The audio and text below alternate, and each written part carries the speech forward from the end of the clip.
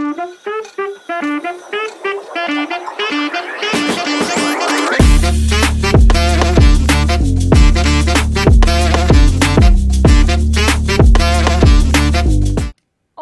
hey everybody, welcome back to Warhawk. This is episode 11, and I'm your host, Sophia Smith. Today we have a brand new guest, and we're going to dive in to what it's like being a Kobe student, first-generation student, but also super involved on campus and just overall successful in the College of Business and Economics. So thank you for being on this episode today. We're going to jump right in, so tell us your name, grade, and what your major is. All right, thank you. Well, my name is Marco Cortes-Lema. I'm a senior, and I'm majoring in accounting with a minor in Spanish. Awesome. So, our first topic is really just getting to know the guest. So, tell us a little bit about yourself, like who you are, where you're from, and then what is one fun fact about you, kind of like an icebreaker that you just tell like a group of people. Well, I'm from Stoughton, Wisconsin, so just right outside Madison area, 30 minutes, 40 minutes from Whitewater, depending how fast you drive. Growing up, I kind of moved around a lot. I was born in Madison and then moved to Janesville, then Evansville, then to Indiana, and my family finally decided to stay in Stoughton, so that's where I've been most of my life. I played soccer a lot growing up. A fun fact I would say is I have Colombian citizenship. Awesome. What position do you play in soccer? I've Just honestly, all over? yeah, I've played everywhere. I just love to play. I kind of started defense, then went offense because I was taller, skinnier, and then I just play wherever. Did you play like all throughout high school and stuff? Yes, I played all of Awesome. them. And then you said you lived in Indiana. How long did you live there for? I lived there just for a year for my dad's job. Awesome. All right, so we're going to jump right into our second topic. So being a UW Kobe student, so that's kind of how I found you, just that article that was written about you, but like, why did you choose to attend Whitewater? Like, was there any mentors, campus location, or just anything that really pulled you to come to this school? Honestly, when looking around, at the time I didn't really know what I wanted to do with college, if I wanted to do it, but I decided on Whitewater for a lot of factors, mainly because it was affordable and close to home. So I could go home a lot on weekends to see family. And then after digging a little deeper and deciding on accounting, I heard that Whitewater's a really good business school and one of the best for accounting. Awesome. So what also like made you decide your major? You said you're accounting. So what was like the push or the drive behind like wanting to be an accountant in the future? So kind of like I said before, I wasn't really sure what I wanted to do. I came in declared accounting, but I wasn't sure if that was what I wanted to stay with. So I transferred out first semester to MATC, tried engineering, did not like that, and I came back and I was like, okay, well, I still have some time before I have to decide, so I'm going to look into it. And I just started watching a lot of YouTube videos, meeting with a lot of professors, just asking a lot of people a lot of questions. And what I came to the conclusion was accounting was going to give me what I wanted, stability and opportunity in the future. Yeah, awesome. I think like throughout Whitewater, the opportunity, even before like you graduate, there's so many opportunities here to help you succeed and then be even more successful in your future. So in the article that I read about you, it said you're a first-generation student. So what are some challenges and rewards that come with being a first-generation student, and how has that impacted your college career so far? Definitely having to navigate everything on my own, not having anybody in my family telling me what classes to take, where to go in between classes, how to study, all that, just figuring everything out for myself, from besides school, the financial wise as well, learning how to pay for things, because before I was like, oh, I have to work all this time and save up and I can't really enjoy.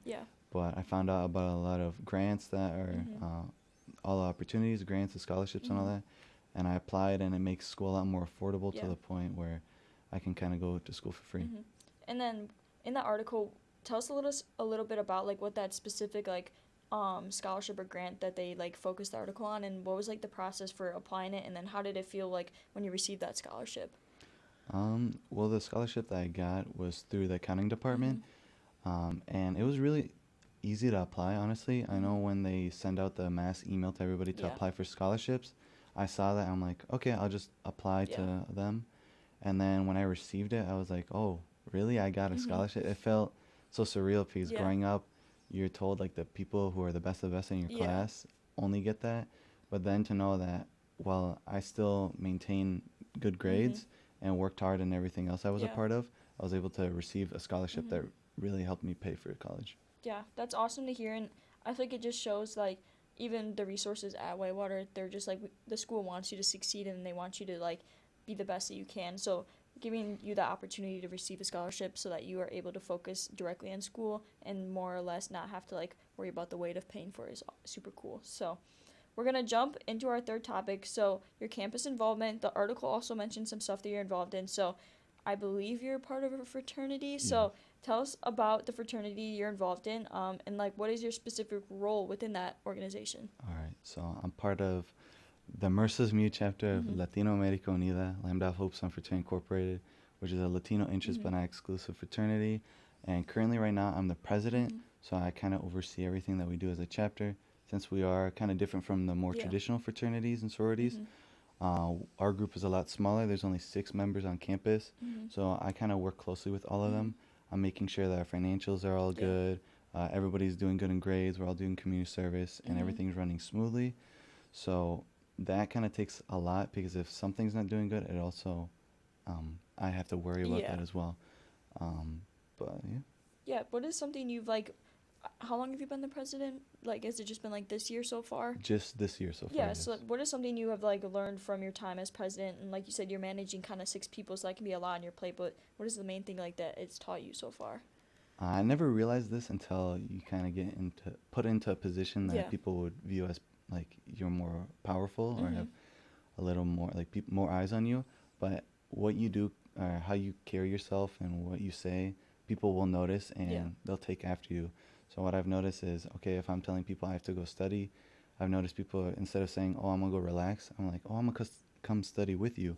So that's what I've learned through that, being president, is having that kind of power in that sense. Yeah, and you can influence people and the influence, kind of help them better themselves. So that's awesome. And I think, like, that's such a resume builder, being a president. Like, someone sees that and it's just, like, it's a great way to build your skills in a lot of different areas. So our topic 4, which is kind of like what I want to focus this podcast more or less on, is, I believe might pronounce this wrong, but the ALPFA, is that right? ALPFA. So I heard from Andre that you guys kind of just, like, started the chapter for Whitewater. So give us a rundown on what the organization is and what you guys actually do. Okay, so ALPFA stands for the Association of Latino Professionals for America, and it's kind of this giant network of a bunch of other Latinos in other campuses, where ALPFA is established as well, and professional network. And what we do right now is trying to get people interested in it so we can help them with those opportunities that ALPFA comes with. So ALPFA has a lot of scholarships that you can apply for. I know when I was doing research and presenting it to people, they had about, like, over $1 million worth of scholarships that they could give, but only 700,000 of them were complained. So 300,000 were unclaimed. And I was like, well, if we could bring some of the opportunities here at Whitewater, that would help a lot of students. And then also, a lot of the internship opportunities were partnered with a bunch of the big companies, so from every field of the economy. Awesome. So since you guys, like, just started it, what went into starting up this new chapter? Was it challenging, rewarding, and kind of, like, give us a little bit of the behind the scenes of, like, starting the chapter of this organization here, because that seems like a lot of work when it's just, like, a couple people trying to get this whole thing going for a huge campus. Yeah, definitely the hardest thing was getting things started. I pitched the idea to a lot of people, like Andre himself, and he really liked it, and he was like, yeah, I'll join. And then the thing was, it was up to me to finish everything on the other side, so I need to contact nationals, create a constitution, and then reach out to other people on other campuses to help. And with how busy I was already, it kind of delayed with how quick ALPFA was able to get here. So now that it was established in this second semester of this school year, it's been kind of a slow start, just because everybody that we're trying to get to come to our events already kind of has their flow of how things go. Yeah, and, like, adding it to their schedule can kind of be a bit of a challenge. So what would you, like, tell someone who is thinking about joining and kind of, like, give a little bit of, like, a promotion, because this podcast is really, we're trying to promote excelling students, and I feel like this is a good platform to help people, like, get more light to this organization. So what would you tell someone who's, like, thinking about joining? I would tell people just to show up to our meetings. I know everybody that's came has really enjoyed the meetings that we have. The first one was kind of getting to know ALPFA and meeting Yeah. other people in it, so you can make connections with somebody like, oh, I really enjoyed ALPFA. Let's go Mhm. together next time. Yeah.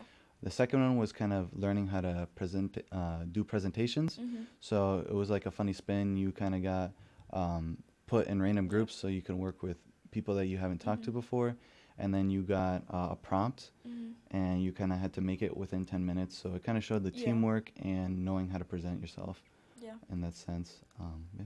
It sounds like a good opportunity for people, and I mean, I've been seeing some of the videos on your guys' like Instagram. I mean, granted, Andre's like showing them to me while we're working, but I think like the path you guys are on right now is like super good, and I hope that you guys gain more traction. So, kind of jumping in the last question for this topic, what is the future like for this organization, and what do you personally hope to get out of being a part of it?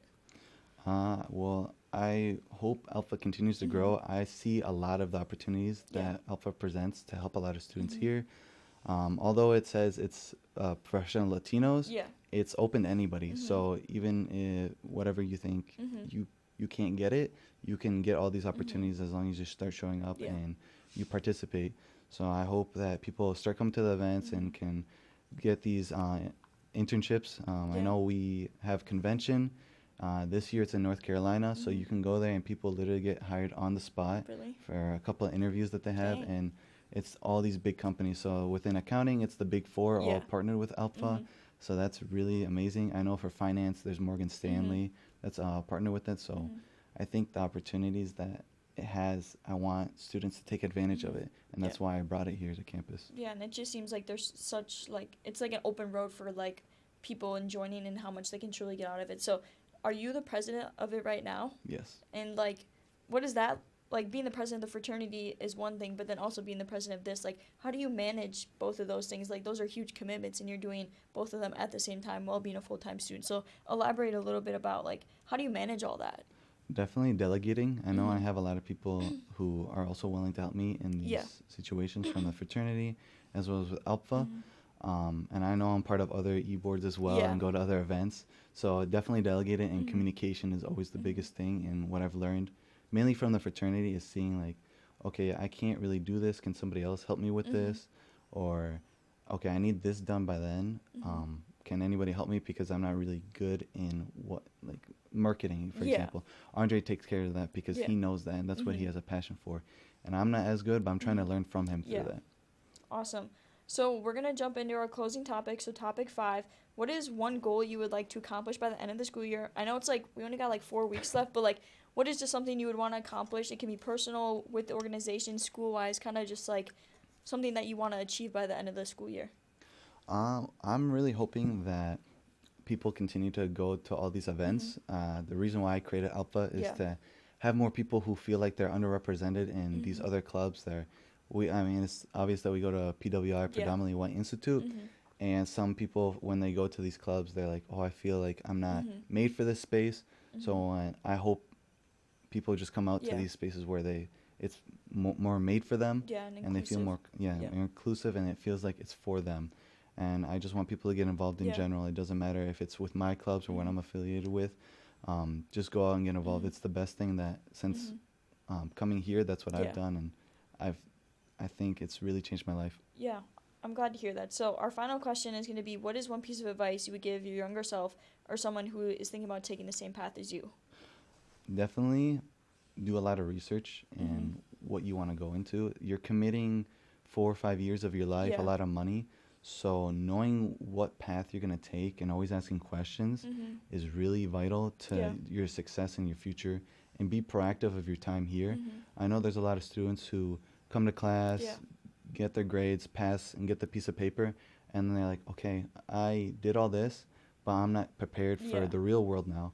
And I tell them, well, you should get involved. You should go to Yeah. these clubs. There's people who know other people Yeah. who know what they're gonna do. So just by being around them, you're gonna Mhm. get that exposure of what you need. Yeah. And I think building those connections is like so important. Like you were saying, it's like you can come to school, get the grades, get the paper, but then realistically, if you don't do anything else, you're never going to get a job after graduation because they really look at those experiences that you get. So, Hmm. I really appreciate you coming on here, and you gave some great advice to someone who is thinking about going here or coming here. But I will link in the description probably a link to your guys' Instagram, and then also the article so that you guys can read more about him. And also, if you're interested in joining ALPFA, you guys are able to. So, again, thank you so much for being on here. Again, this is episode 11 of Warhawk to Warhawk. I'm your host, Sophia Smith, and I will catch you guys on the next episode. Thank you.